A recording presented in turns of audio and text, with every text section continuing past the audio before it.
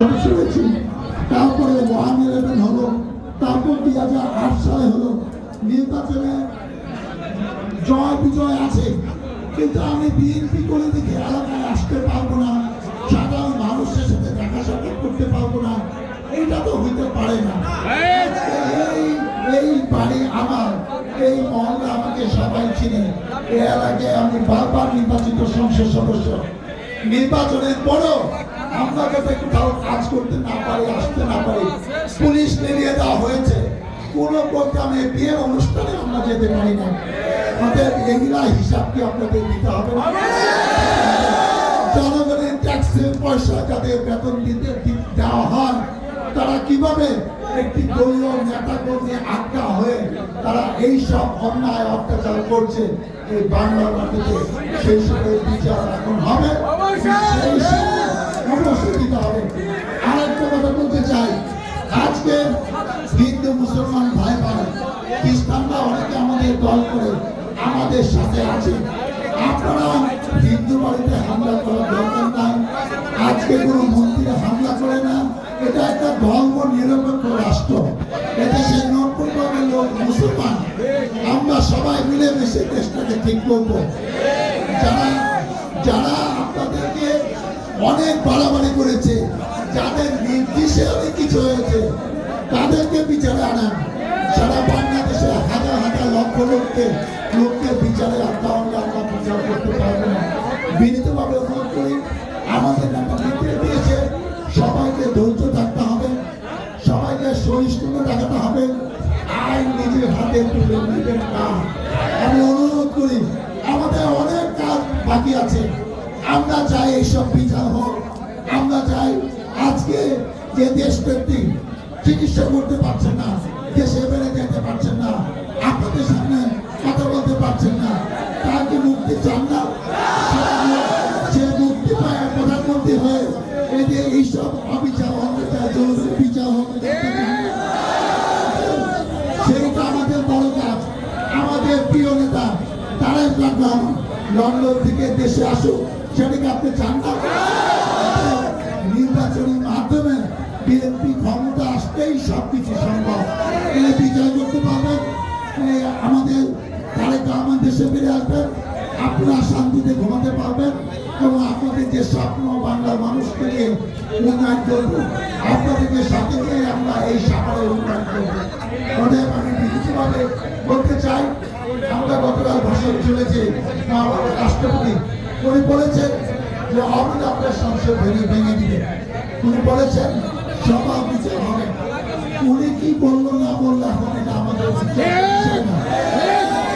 অবশ্যই বিচার করতে হবে, অবশ্যই সংসদ ভেঙে দিতে হবে।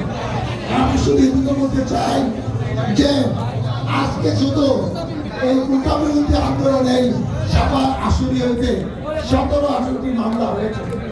আমি অবিলম্বে সকল মামলা, মিথ্যা মামলা প্রত্যাহার চাই।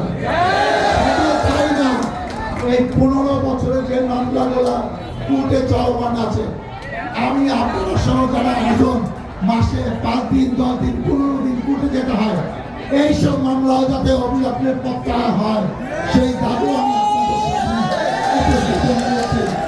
আমি একটা কথা বলতে চাই। বিএনপি একটি শান্তিপ্রিয় দল, যে দলের নেত্রী দেশকে বেগম খালেদা জিয়া, তিনি বারবার প্রধানমন্ত্রী হয়েছেন। আমরা সেই নেত্রীকে প্রধানমন্ত্রীকে একটি চাই। ইনশাআল্লাহ আপনাদের ভোটে সুষ্ঠু নির্বাচনে উনি আবার প্রধানমন্ত্রী হবে।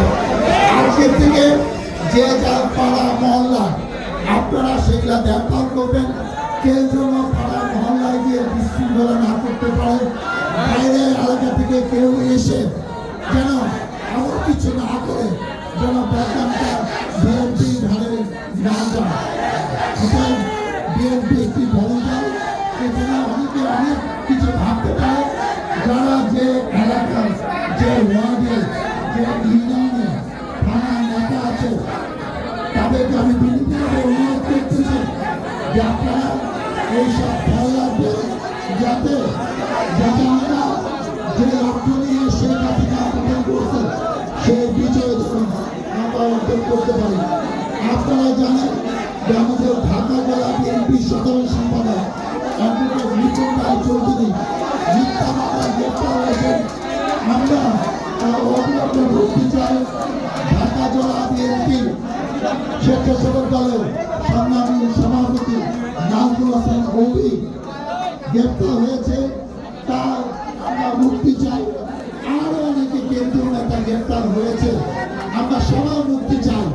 আমরা বিএনপি স্থায়ী কমিটির সঙ্গে আমি খুরশিদ মামুন, নজরুল ভাই, বিএনপি সিনিয়র যুগ্ম মহাসচিব জিসি ভাই সহ আরো অনেক কেন্দ্রীয় নেতা গ্রেপ্তার হয়েছে।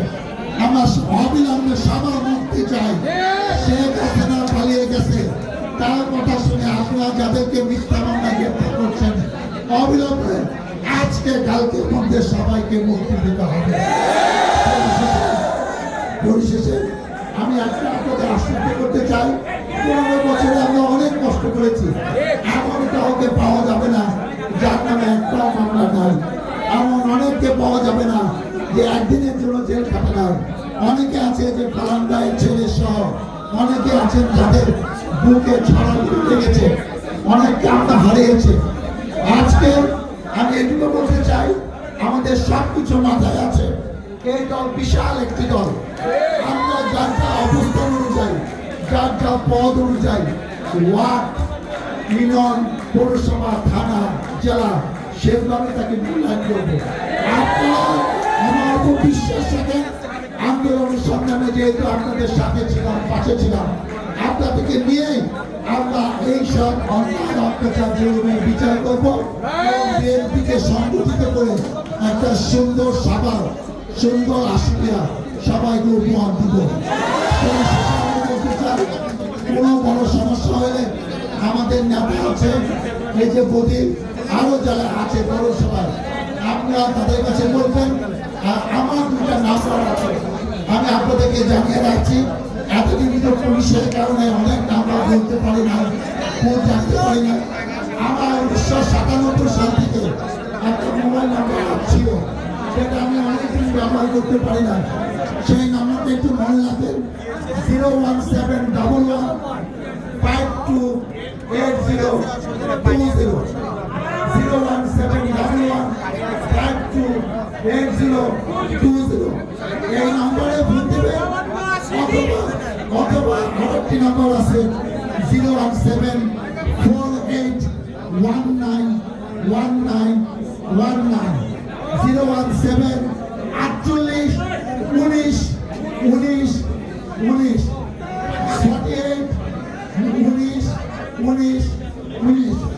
আমি আপনাদের বিনীতভাবে বলি, আপনার পরিচয় দরকার নাই, আপনার সমস্যা কি সেটা বলেন, এবং কোনো পরিচয় থাকলে বলতে পারেন। সবার ফোন আমি ধরবো, আপনারা পরীক্ষা করে দেখেন। আমি নাম্বারে বলবেন, আপনারা ফিরে যাবেন।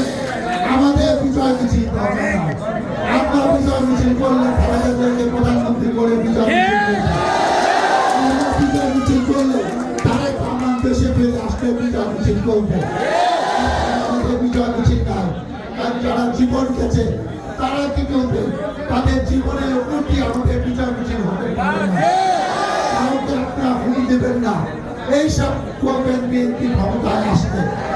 আজকে আমরা শোনা হলো যেসব কচি কচি ছেলে মেয়েরা মারা গেছে, 4 বছরের বাচ্চা, 8 বছরের বাচ্চা, 12 বছরের, ছাদে দেখতে গিয়েছিল, বারান্দায় দাঁড়িয়েছিল, হেলিকপ্টার থেকে গুলি করে তাদের হত্যা করা হয়েছে।